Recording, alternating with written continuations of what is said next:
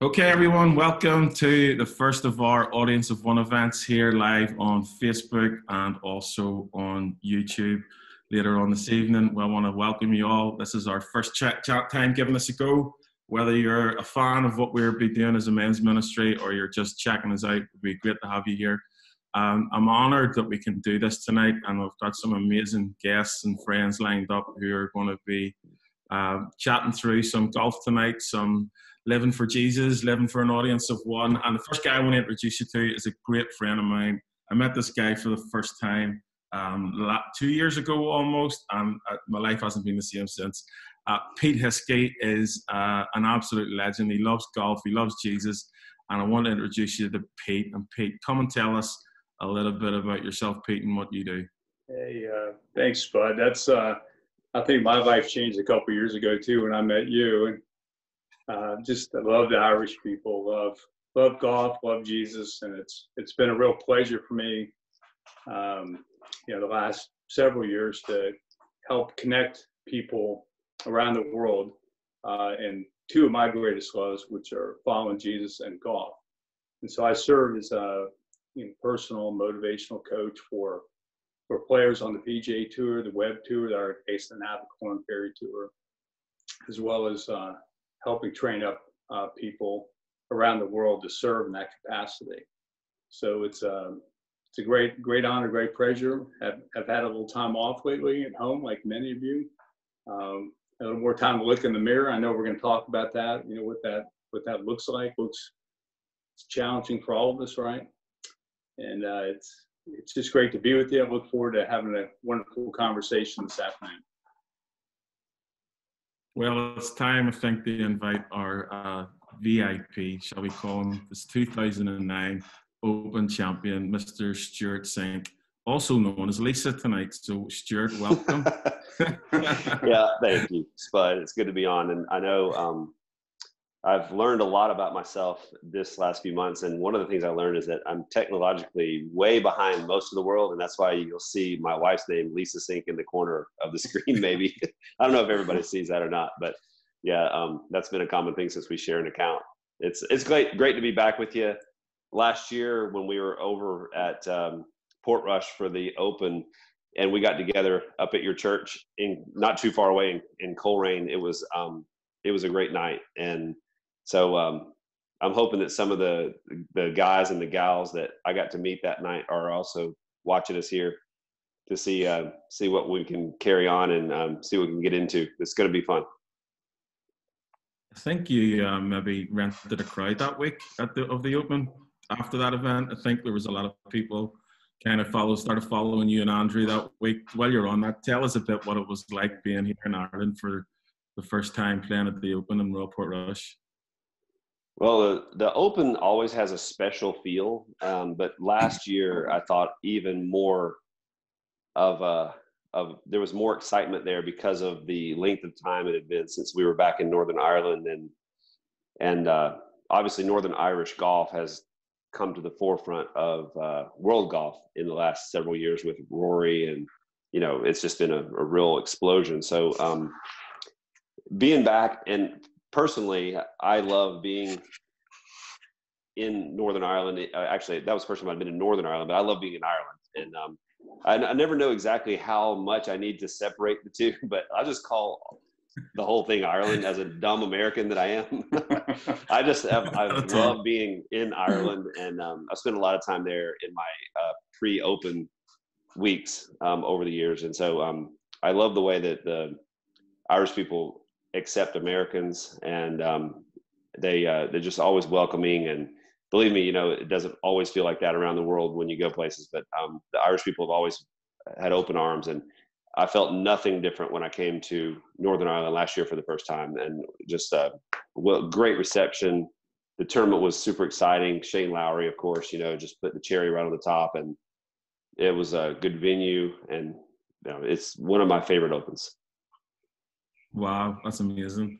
I know Pete and I actually were walking together on the final day, and I think we did have a chuckle to ourselves, Pete, that we were glad as a home guy. We were glad that you got all 4 seasons in the 4 days that you played. We did. Pete, what was your experience about being here for the Open?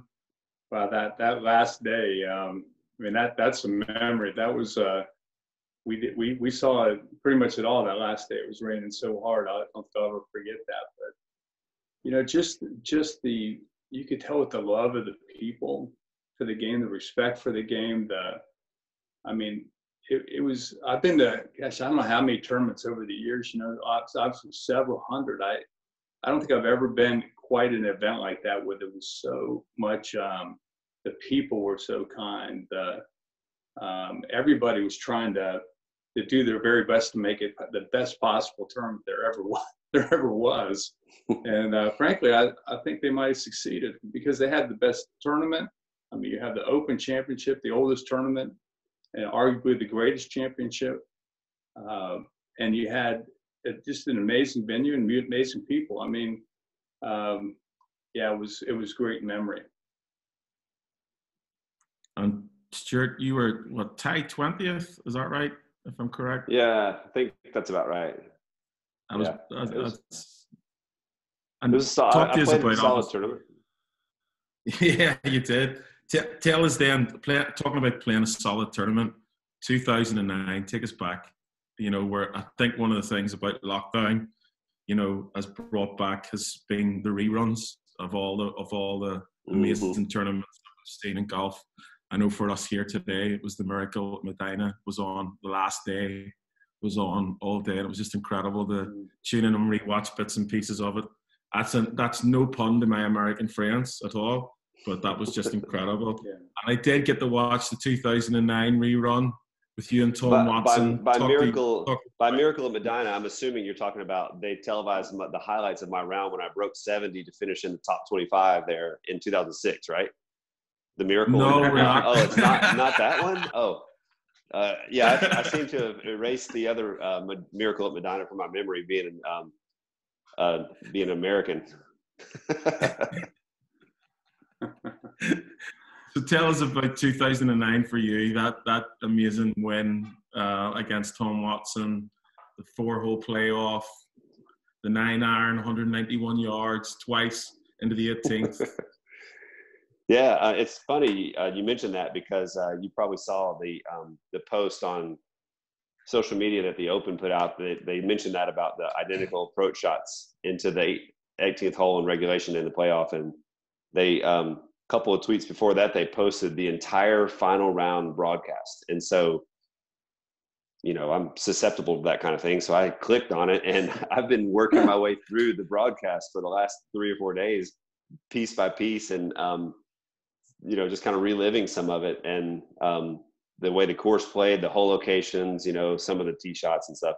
Because a lot of the shots are really memorable, but it's surprising to me now how many I've forgotten. And I couldn't even tell you what holes I bogeyed or birdied until like the last 3. And so I'm on at the moment I'm about to play the 15th hole. So I know I've been watching some of it, and it's been fun to relive it. But it was just an incredible experience, being in contention alongside Tom Watson. You know, made it feel just a little odd. And there's a lot of things about Tom Watson being involved in that day that actually probably helped me succeed in my goal of winning. And that was that I was distracted by Tom Watson, because as a golfer, most of us are also, you know, big sports fans, and I was able to fully understand the story that was developing with Tom, and it kept my attention focused over there instead of right here. And a lot of times in golf, if you can kind of keep yourself focused elsewhere, then, you know, you kind of get out of your own way. And in a way, that's what happened for me. That that whole week, as the story with Tom Watson developed, and he kept staying near the leaderboard, kept me distracted until the last 5 or 6 holes, when I realized that I had a shot too, and was able to sort of focus in on my own thing. Amazing. And Pete, tell us a little bit about what you do for your day-to-day work and your role on the tour and stuff like that, with helping out with some of the guys and their families. Well, great. Well, yeah, thanks for asking, Spud. You know, I guess the word that that would best exemplify my wife and myself and we're out there is just being available. You know, if it could be helping Stewart and Lisa, could be helping take Lisa to the grocery store, it could be helping walk around with Stewart and on the practice round, just saying, you know, how you doing? How's your mental state? You know, how you doing with following Jesus this week? Is there a word? Is there a thought that's might help you stay focused or centered? Or is there something, maybe there's a fear that you're dealing with? You know, is there, how you doing with the question of self-belief, which a lot of times, you know, for a golf pro is a big deal.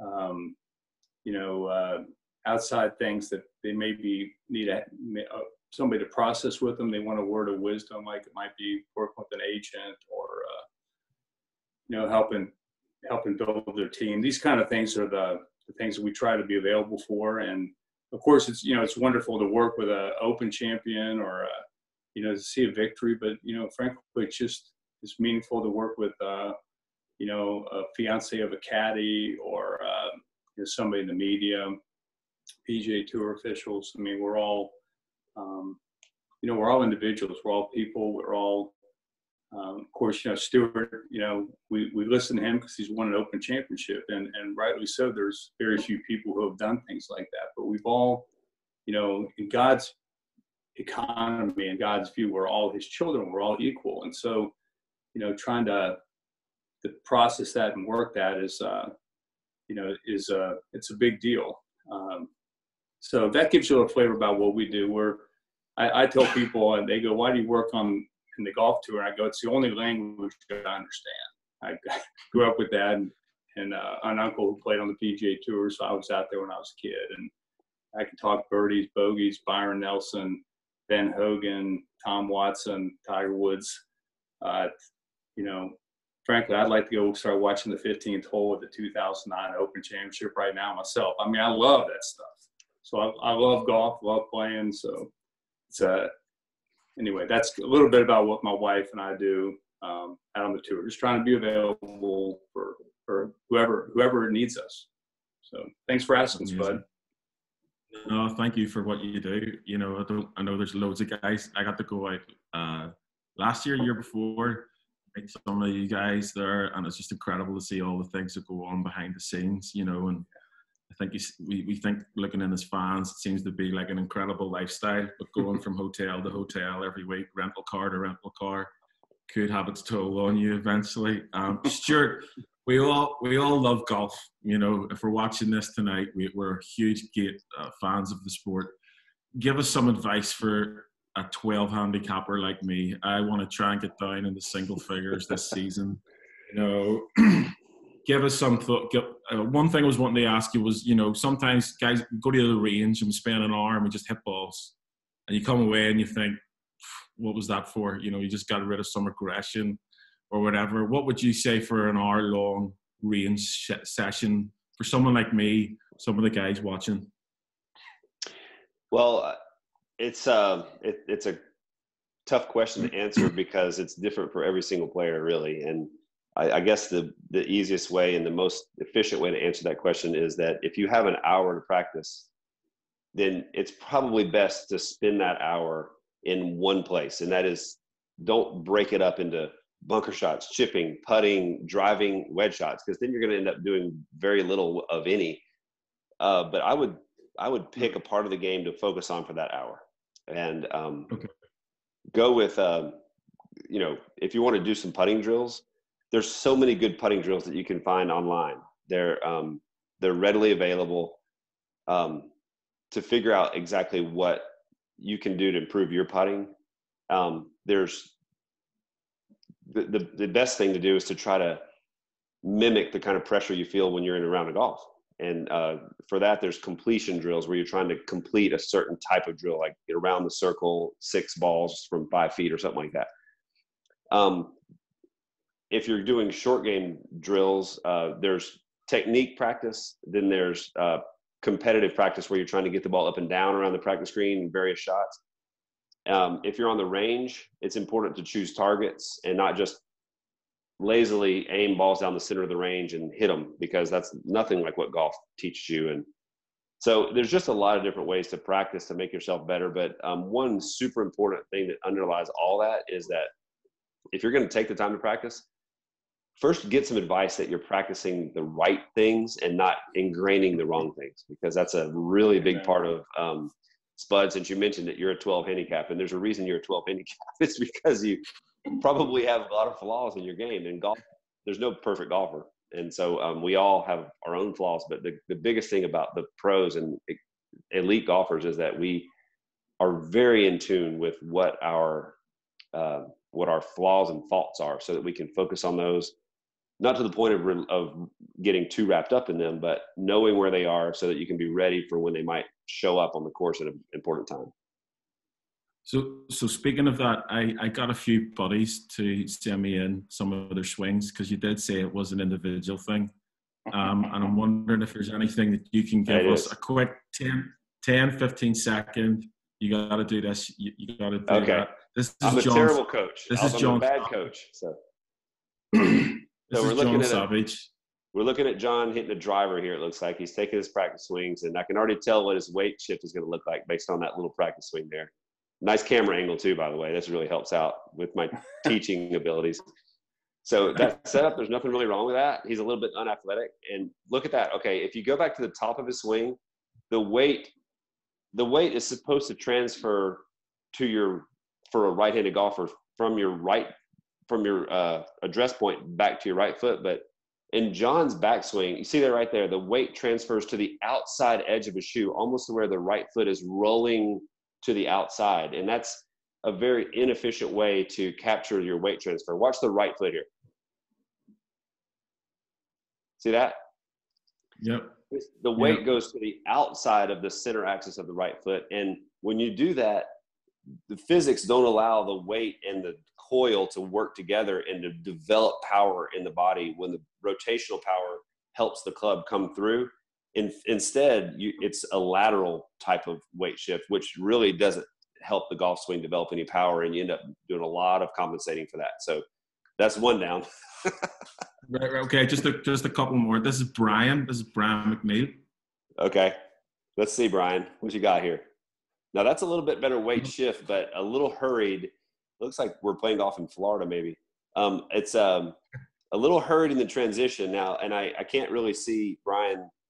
I think you said his name is Brian. I can't see his age too well, but it looks like he's restricted a little bit in his physical, his flexibility, because the back of his swing is only about 2/3 of a backswing, and that works fine for somebody who can develop massive speed on the way down. But something tells me that maybe that's not the case here. In this case, I would say setup looks okay, but just do some simple stretching and exercising, and maybe increase the body's flexibility and willingness to go a little further back to dig into that reservoir of power. So finally, I'm leaving the best to last. Oh, yes. I love these. The best thing about these is they don't need any correction. They're always so natural. Let's see it. Look, he aims perfectly. I mean, if you just drew a plane line, like right up and down that shaft, you would see that there's no real corrections to be made. I mean, seriously, look at this. He even approaches the ball from the inside. If we could all have the mentality that this young man has when we get 47, like I am, then golf will be a lot more fun and a lot easier, and we all win quite a bit more. The main thing is, a kid that age, I just always encourage to get out there and play golf a lot and fall in love with it. Yeah. And, not everybody does, but if you fall in love with golf and you play a lot and you pursue it, then a kid that age, the learning curve is astonishingly steep, and they get better quickly. Awesome. Because that's my pension plan right there. There you go. That's my sauce. I'm only joking. No, that's my boy Micah. He loves the game. He pesters me every day to go to the golf course. So he'll be delighted. He'll be delighted with that. Have you any questions, Pete? Yeah, I think most people would probably be pretty interested at this point. Like how are you staying sharp, Stewart? Physically, mentally, emotionally, spiritually. Like during this time, I mean, this has been a real challenge. No specific competitiveness to keep you sharp. What are you doing to keep yourself sharp these days? Well, that's there's a lot in that question too, and I think I like a lot of people, when everything started to really come to the forefront and the dominoes started to fall with coronavirus back in early March. I think it sort of took me by surprise, and at first the stay at home and the lockdown and quarantining, of course that looks different everywhere. You know, I'm in the state of Georgia in the US, you're in Maryland, Spud's in Northern Ireland. So I think it looked a lot different to the three of us, what quarantine meant. But for the first couple of weeks, I was pretty depressed, and, you know, I sat around and I wasn't very motivated to do anything. And then along about the third or fourth week, it kind of started to feel a little bit more normal, and I found a little bit more motivation. And I did some projects at home during that depressing time and just tried to keep myself busy. But then where I live, the weather was nice. The golf courses were able to stay open, and I got out, started practicing a little bit and playing. And I kind of found that there was a lot of golfers that live in my area that also were kind of feeling the same way I was. And so we started this little, on GroupMe, it's this little chat thing. And we started this little group where we got together and competed against each other once a week and played 18-hole stroke play, threw a little bit of money in the pot. And like my caddy says, you had to carry that 200-pound scorecard in your pocket for 18 holes and try to shoot a score and compete. And that's the way we kept sharp on the golf course. We ended up with 68 players in our group, and we had little tournaments, and we would have anywhere from 20 to 35 at a time. And we would pair up just like a tournament. We'd put the ball out. We'd play by the rules. We'd post a score, and everybody put in $100, and we paid the top 5 or so usually. And I was the administrator of the group, and I loved it. You know, it was fun to meet some new people. We had some gals that played, and you know, I would never have met a lot of these guys and gals if it wouldn't been for this. So I got to play with different people, see different golf games. I got to compete. My golf game was pretty good during the time, so that was good. You know, to have some confidence and know what to work on and just stay. It was kind of like pushing pause on your career, but at the same time, you had to keep kind of moving too, in order to keep sharp. And so on the course, that's what we did. Off the course, it's there's been some Bible study. There's been just some catching up with people that I haven't talked to in a while, and a lot of these kind of meetings on Zoom. A lot of people are very familiar with Zoom now, I know, around the world.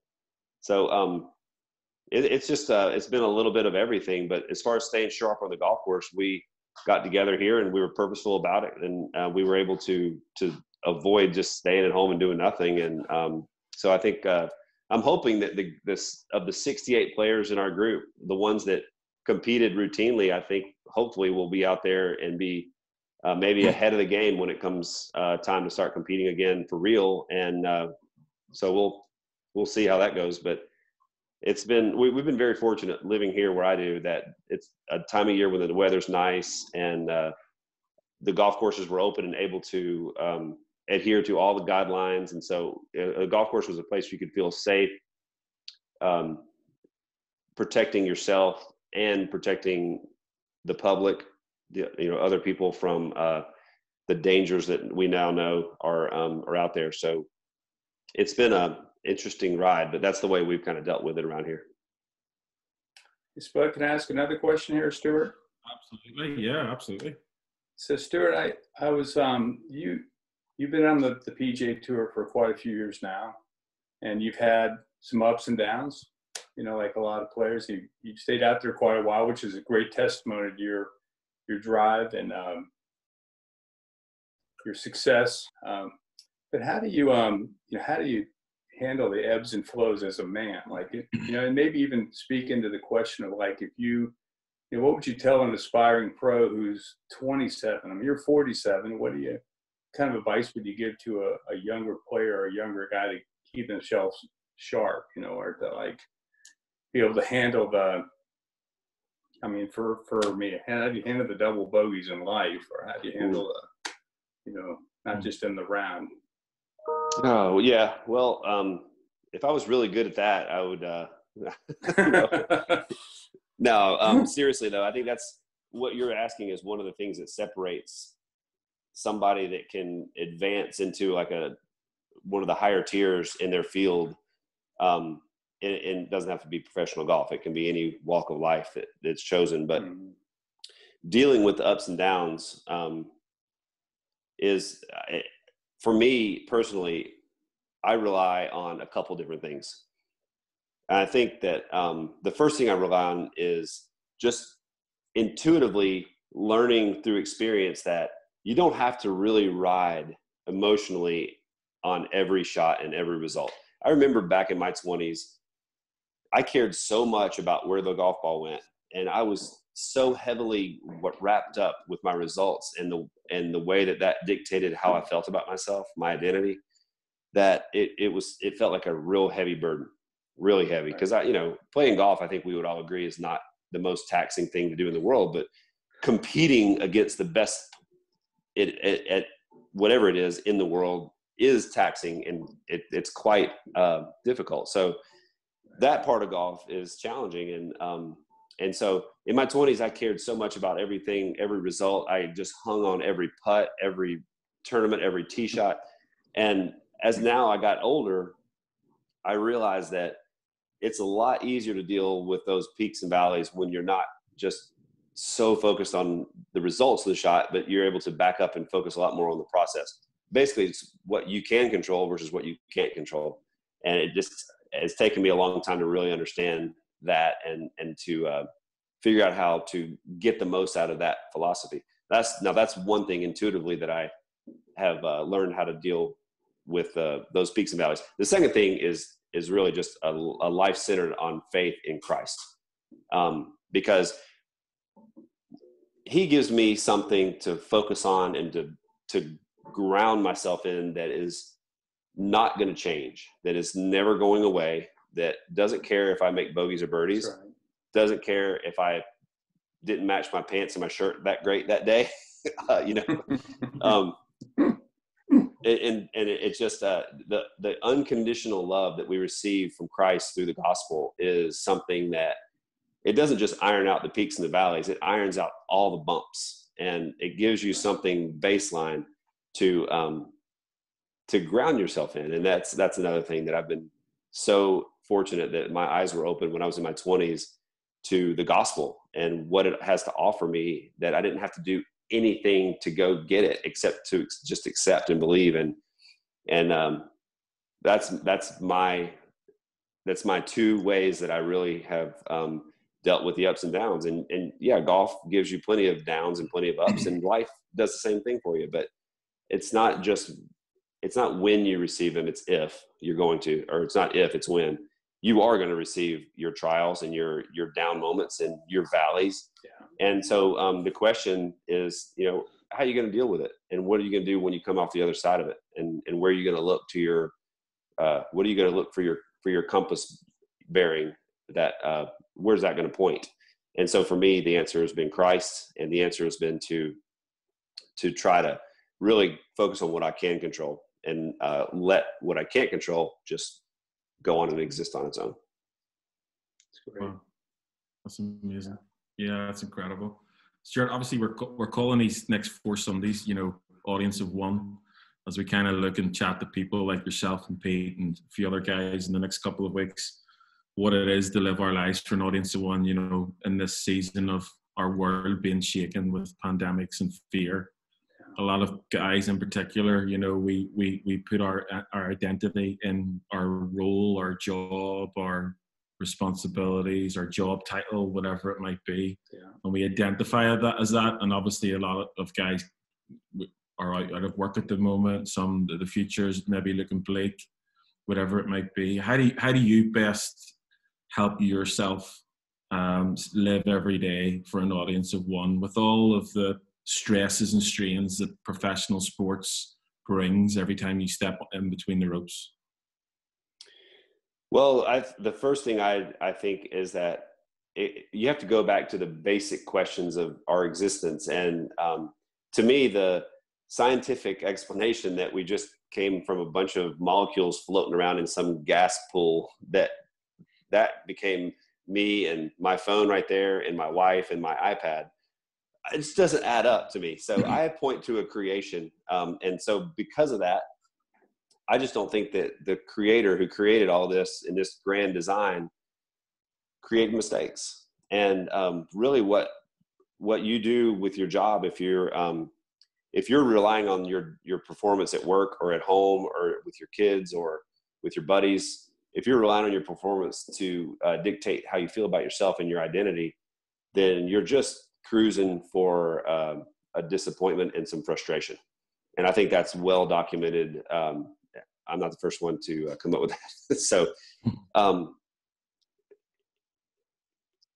if you know that God created you, which I know, and if you know that God doesn't make mistakes, which I know, then what can you do? What do you have the power to sway that and to change that?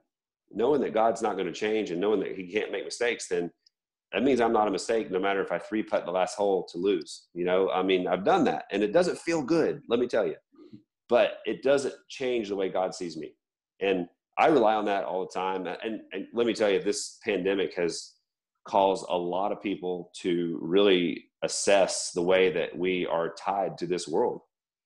That's right. For instance, like, there's a lot of fear out there. And I think we've experienced various stages of disbelief, fear, concern, compassion, you know, a lot of different emotions at different times. I think we've all experienced it. But one of the things that I keep going back to is that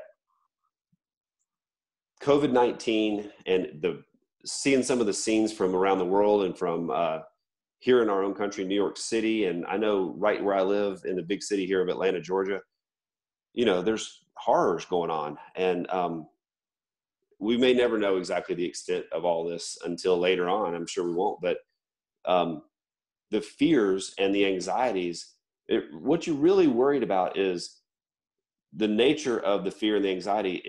You don't want to suffer. We're all afraid of suffering. And the reason is because suffering separates us from what feels good and what we want and what we have. It separates us from those things. And we fear that. And the whole pandemic has really taught me a lot about what I fear and what I hold dear to my heart, like what I value. What are my idols? Sure, I've missed playing in professional golf for 3 months now. I love playing professional golf. It's a really big part of my life and I get a lot of joy from it.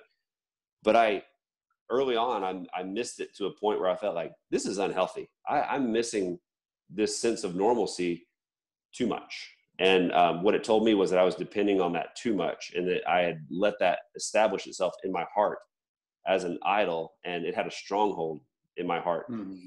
And I had to really examine, like, what do you really care about? You know, what do I really, what kind of strongholds do I want in my heart? I don't want things that are going to be taken away from me that are going to change. And so that's why I keep going back to Christ and the gospel, something that really will never be changed, never change, or never be taken away, that I can dwell in it forever, no matter if there's a pandemic, no matter if there is no vaccine next year and we're in the same situation come next winter. But that's what it's really forced me to really examine about my own life, is like, where are the strongholds in my heart? And the pandemic's done a great job of identifying what those are. Right. Wow, that's incredible. Thank you for that. Just a question for both of you then, because it's quite similar. Obviously being on tour then and having a faith in Jesus and trying to follow that out every day and live like that, you know, you don't have access to a local church because most Sundays, God, hopefully everything's going well and you're in the hunt come the last day. Tell us what happens on tour for some of you guys as a support network for all of the guys who have a faith. Pete, you can address this one. You're well versed. Yeah. Well, we do have a little kind of fellowship on Tuesday night. It's been going on for, man, it's closing in on 55 years. We've had this just about every week. And there's some weeks we don't have it, but it's really a time for players and their invitees to have, you know, kind of a place where they can share life, learn how to stay a little bit more centered in their faith and their belief. Yeah, Sundays really wouldn't work too well out on the PGA Tour, and I think most of the guys of course, there's quite a variety of guys and wives and caddies and different people that pop in and out of our little church service. But I think that most of them are really, I think the nice thing about having a Tuesday night service is that it kind of pushes in the idea that we are in church all the time. That really what God wants is us to spend time with Him 168 hours a week, 24/7 every day. And that, we go to a service on a Sunday morning a lot of times, a lot of us, but that's frankly brick and mortar. That the early church didn't have that, early gatherings, we should say. So kind of having a Tuesday night service is in a hotel room a lot of times, or somebody's house, really it kind of helps us all get centered. So yeah, we've had that for quite a while, and it's I know it's been a real source of encouragement for Stewart and his family, and for a lot of his close relationships out there. Yeah, it has, for sure. And one of the great things about it is that, and a lot of people listening may not understand this. I think a lot of people have asked me, like, so you guys just go and like talk about golf and like, oh yeah, I got this bad break. And I can't remember the last time. I've been going to the fellowship for 20 years, and I can't remember the last time that golf was brought up in it. It's just not. When we come together, there's players, caddies, there's people from the television, sometimes there's some college kids locally that someone knows they come in. There's people I don't know who are there. And the biggest thing is that there's no players, caddies, nobody has a label. You walk into that door and you're just a person, and we all carry our own kinds of baggage. And it's just great to have other people to be able to sort of like exhale with a little bit, and just that hour or hour and a half of rest. Yeah. And it's not just like we're sitting resting. I'm talking about a biblical type of rest that where you get to spend time in the Word of God, learning about the Bible, hearing other people's ideas about the way it impacts them, the way that their life has been changed by it, or the way they need to change their life by it. And it's just so great to be able to share that with people, and it refreshes me every week. And it's just a great way to start and get yourself charged up for the week. But to be honest, if I didn't have a golf tournament going on, I'd still go to the Tuesday night fellowship. I mean, I don't go there in order to prepare for a golf tournament. I go there because I need to lick my wounds a little bit, and life throws wounds at you. And so that's just a good way to get to know people and to share some of your excitement in your life, and share some of the down parts of your life. And we all rally around each other. Awesome. Well, our time's coming to a close. I want to throw some quick fire questions at both of you. So we're looking for your top 3 courses in no specific order, anywhere in the world. We'll go Pete first. Oh man, Royal Portrush. I mean, I got such a pandering answer. I actually got to play. I got to play Portrush the week after the tournament, which is like I've never played a major tournament the week after it. I love golf. I love playing. So I love that golf course. I mean, St. Andrews, love St. Andrews. And probably maybe third would be Pebble Beach, somewhere on the Monterey Peninsula. I mean, somewhere right around there. That's my 3. Stewart? Well, it's not fair that Pete just took 2 of my 3, and so he stole my thunder. Yes. So I'll just tell you the 2 that he took from me, and then I'll name another 3. But he took Pebble Beach, and he took the Old Course.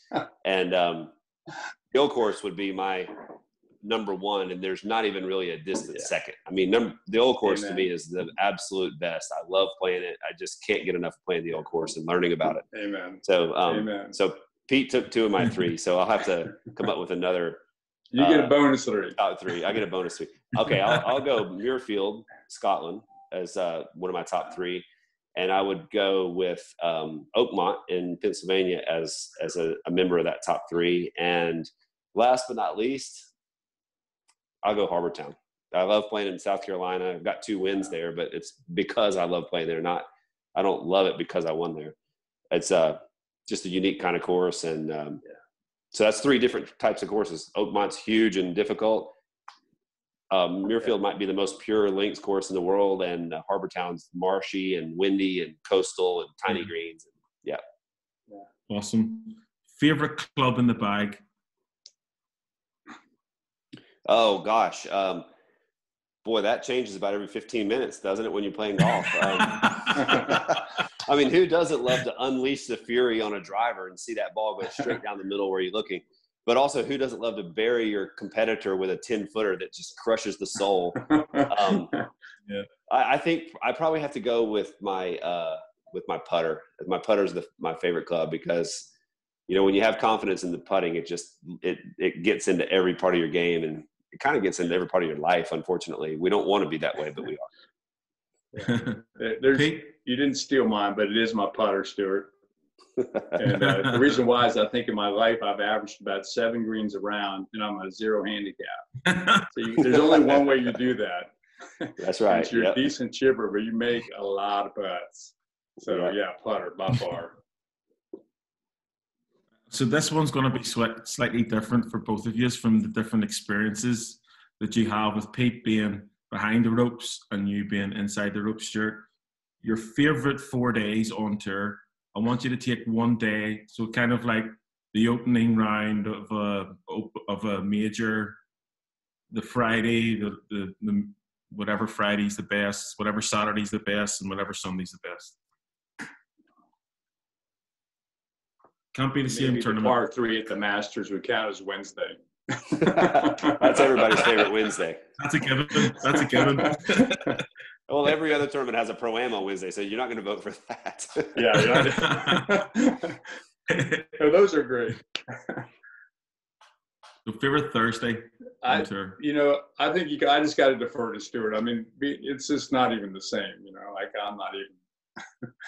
I mean, I love all the tournaments, watching these guys. I actually love watching the guys when they get on a roll and really are playing well or in the zone, or, you know, don't even know you're around. I mean, any days like that. And then I think also for me, there's a lot of satisfaction. You know, probably my greatest Sunday in golf, I'll just share one day, was seeing Billy Hurley win, you know, the Quicken Loans tournament about 5 years ago. Just because he's such a close friend. I knew what it meant for him to win in his home state in front of Tiger Woods. You know, I do cry a lot, but I cried a lot that day. Mm-hmm. And to see a friend win, you know, see Stewart win, see Andrew Putnam win, Zach Johnson, close friends out on the tour. I have a lot of great Sunday memories. So I'll throw that in. I'll let Stewart go for the day by day. This is a tough one. Good answer there, Pete. Good answer. I remember the day Billy Hurley won that tournament. That's a great tournament to win. Yeah. I'm going to go. I can't leave the Masters out of this, so I'm going to go with Masters as my favorite Thursday because I love the anticipation, all the talk about who's the favorites and how the course is going to play and the weather, and then you got suddenly the Masters has the best app in golf, you know, and I say that partially as in homage to one of my good friends, Jonathan Baker, who's in charge of the Masters app. He runs it.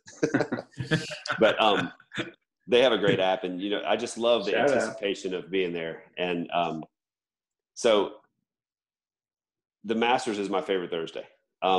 Friday and Saturday, I'm going to have a hard time picking out any events necessarily because, you know, the cut day it's always fun to watch the cuts in the majors because especially like the U.S. Open, if the Open Championship is playing tough, the cut number's just going like crazy. It's going up, up, up. And I remember I think I was 8 over, finished in the clubhouse at the Masters one year when it was windy. It was the year Zach won, 2007. And I was 8 over. I thought I missed the cut. And Masters has a 10-shot rule, and Zach was leading, and he 3-putted 16 for double. And he's my best friend on the tour. And I'm like, he just made double. I'm going to get in the cut. I'm going to make the cut now. So it's always fun to watch the cut on Fridays at any major. And Saturday, hard to say too, but, you know, when my favorite type of Saturday is if I'm not leading the tournament, when I just barely make the cut. Maybe I've birdied the last 2 holes to make the cut, and I shouldn't even be there. But those days feel so free because you go out early, you got fresh greens, it's soft, and there's really nowhere to go but up on the leaderboard when you're tied 65th. And boom, some of those rounds come out and you just rocket through the field. Those are my favorite Saturdays. Sunday, I think I have to say the RSM Classic is my favorite Sunday because it's the last event before Thanksgiving, and we have a big break after that. And the next event is usually not till January, so it's a nice long break when I know I can go and get some things done at home, and the traveling's slowing down, and so that's my favorite Sunday. Brilliant. I'm going to give you this one last question each as we're bringing it to a close. Different question for both of you, but we just want to say thanks to everyone who's been tuning in tonight. I know, like me, I've thoroughly enjoyed my time listening to Stewart and Pete and to hear their stories. We're going to have a follow-up Zoom call straight after this. Stewart and Pete won't be part of it, but we'll have guys there if you've got any questions about what they've been talking about tonight. You want to explore about faith in Jesus. You want to understand where this all fits in. We'd love to chat to you, grab a cup of coffee, jump on the call. It'd be great. There's some great guys there. I'll jump on there after this as well. And we just want to thank Stewart and Peter being with us tonight. One final question for you each. I'm going to ask Pete, you first. I'll ask them both and then I'll hand it over to you. So Pete, I'd love you to talk to us a bit. We're a men's ministry. We really just want to see men be all they can be for Jesus.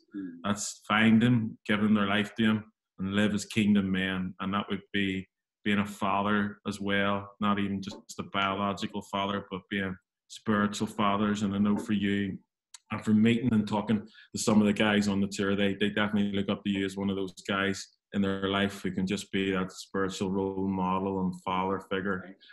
What does that mean to you? And what would you say to some guys watching this tonight, how they could walk in that calling? And maybe Stewart, just for you, if you would close us out after Pete's answers his question, what would you say tonight to guys who are listening into this tonight and just are skeptical about faith, they're skeptical about having to make any changes in their life, think that it might be okay, but they don't yet know Jesus? What would you say to them to encourage them to think that through? So Pete, you first. Well, thanks again, Spud, and thanks for all of you that are listening and would even want to listen to what I'm saying when you got Stewart Cink here. I mean, it's just really, it's a real privilege to talk alongside my friend and my brother Stewart. But I think the thing that comes to my mind as we close out this time is it's related to golf and the spiritual life, and it's how do we talk to ourselves. And I think this last kind of time period, I've had a lot of discussions with a lot of men, and it's really had us. You look in the mirror, and in some ways, you look at yourself more honestly, more reflectively, and a lot of us really, have a hard time with that. We really don't like ourselves, or we don't like what we do, or the way we think, or it's very negative. It's like maybe you've been told something about yourself from your own earthly father, you'll never be a success, or this problem, or your boss, or your coach, or somebody like that, and you juxtapose that with what your heavenly Father says about you. Like, and I'll just share one little thing that's really helped me is I've just gotten into the practice each morning of telling myself, actually saying out loud to myself, that I am, Peter, you're God's son, with all rights and privileges. You love me, and you're proud of me. I mean, actually say this out loud, and I encourage others to do the same. Like that, you got this. You understand me. You want to know me. And as I hear myself truth into myself, it changes me. It changes the way I believe and the way I think. Not just reading it on paper, or you actually hear yourself talk. And I think this is a big deal for us. It teaches us proper self-belief. It's not a trick. When I spend some time with Stewart, let's say I'm watching him on the range, and I say, you ever tell yourself, you deserve to play well? And he goes, well, you kind of, maybe. I go, listen, you're putting in the work. Like it's not a false statement to say like you sort of deserve to play well. You work hard, you trained yourself, you put yourself in this position. And it's the same in our spiritual life as men, that we're to teach ourselves to see ourselves the way God sees us.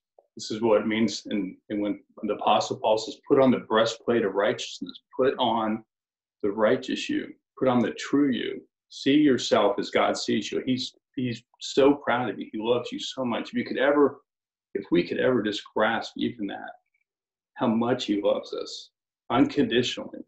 He's proud. He's the perfect father that loves us. These kind of statements are huge in our life. And this is a time when a lot of us are feeling really bad about ourselves. So we're looking at ourselves, man, I'm a failure as a father, as a businessman. And I can tell you could tell I'm about ready to preach, so I'm going to stop that right there. And I'm going to turn it over to Stewart. But, telling yourselves to see yourself the right way is a big deal as a man. That's awesome. And I'll piggyback on what you said and say that, an important part about how we see ourselves is asking ourselves how God sees us. And God loves us all unconditionally, and he sees our flaws, and he still loves us. And so that tells us a lot about the nature of our God. And, and so one of the things about, and I'll just repeat the question, Spud, you kind of asked me to address how some of the men on the call here, I think there's probably some gals on the call too, but how do the people on the call really that have some skeptical thoughts about faith, how would one of us address that? And I'll take the ball here, but I think we're all seeking peace, joy, and love in our life. It's an inherent part of the soul of the human being, in the heart. And I know a lot of people think of faith and Jesus and Christianity as just another set of rules that you have to follow. And that's really the opposite of what's really the reality of what the gospel offers you. And in the Bible, when we talk about the gospel, we talk about the first 4 books of the New Testament, where the life of Jesus really is displayed, and the meaning of his life and what he was sent here for, and his nature being God and man is really laid out for us. That's the gospel. And it's also the message of what's in there that's also called the gospel. And so we're all seeking peace, joy, and love. But it's not a set of rules that you follow. When you accept what God is and what Jesus Christ means, he's God's son, and he came to take the sin away from the world, because sin exists everywhere, but all of our sin that we have done and all that we'll ever do is taken by Jesus on the cross. And so that doesn't lock you up in some kind of chains or a list of rules. It frees you from those things. And so in reality, it's freedom. It's not imprisonment. You're enslaved by sin. When you accept Christ, when you make that choice, you're freed of that enslavement. And so knowing that to be true, that's the way that I deal with my peaks and valleys, like we talked about earlier. That's the way that we deal with adversity, we deal with trials, constantly thinking about the doctrine of what the gospel really is, and thinking it through, and thinking to the end of like, okay, it all goes back to the cross. If you're standing, and I heard this from Tim Keller, one of my favorite pastors of all time, who I listen to his podcast all the time, and I'm just parroting what he says. He says, put yourself at the cross. You're watching the crucifixion. You're one of Jesus' friends maybe, and you're saying, I can't believe how bad this is, and I can't believe this is happening, and they're putting him up to die on the cross, and he's being killed for no reason. He's a good man. What good can come out of this? And it seems terrible if you're standing there an onlooker, but what now that we know, looking back, is it's the greatest thing that's ever happened towards the redemption of mankind. But we couldn't see it because we can't see things outside of our own little space and our focus and our own human worldly minds. So I'll just end by saying that, what are you getting your peace, love, and joy from? If you're getting it from your job, there's a lot of people out there that have lost their jobs. There's a lot of people out there that aren't really doing a great job at the job they have. And I definitely consider myself to be one of those people on many, many times. What are you getting your peace, love, and joy from?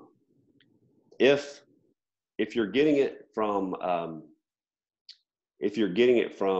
maybe you don't want to go towards faith and you don't want to investigate it, you're afraid of what it might mean, that you might have to give up something, that you don't want to think about what the nature of the gospel is, then you're getting your peace and joy and love by not thinking out the implications of what it is to consider those things. But somebody who is rooted in the gospel, somebody who's considered it and given it an honest, fair shake and looked into the Bible with an open mind and decided that that's for them, is getting their peace, love, and joy from thinking through the implications of what the gospel means to them on a daily basis, on a every moment of your day type of basis. So that's what I would have to say. Consider it, give it a shake, give it a fair shake, and the reality is that the gospel is there for everybody. Awesome. Amen. That's amazing. Guys, I can't thank you enough for giving of your time. Stewart, when do we get to see you on tour again? Well, this week the tour starts back up in Fort Worth, Texas, and it's super popular field, so I'm not in. So I didn't get to get, I'm out by quite a bit. So but I am going to play in the next several. So next week is the RBC Heritage down at Harbortown, one of my favorite courses that I listed. So I'll be there and playing in several tournaments coming up. So I can't wait to get back out and play again. No fans, which is sad, but our television fans will be tuning in hopefully, and we'll hopefully put on a great show and get back to competing in a safe kind of way. Yeah, absolutely. Guys, listen, thank you so much. If you're watching and you're tuning in, head over. You'll see in the link below in the comments or on our Facebook page, there's the details for the Zoom call. You can log on there and catch up and ask some questions if you want some of our team. That'll be great. But for now, Pete and Stewart, thank you so much. Stewart, all the best for the season ahead. All right. You've got a lot of Irish love. You have a lot of Irish love cheering you on. And we'll see you again soon. Next week, guys, we're back. Thanks, bud. We've got the incredible George Loudon, who is a guitar maker. He makes guitars for Ed Sheeran and some incredible guitarists all around the world. He's a golfer as well. He loves his golf, so he's going to be on. He's going to be talking about how God called him to start making guitars and how that all changed his life from such a young age. He had never made a guitar before. So we're back here next Sunday night at 8. Log on to the Zoom call now, and we'll see you soon. Thanks very much. All right. Appreciate you guys. Thanks.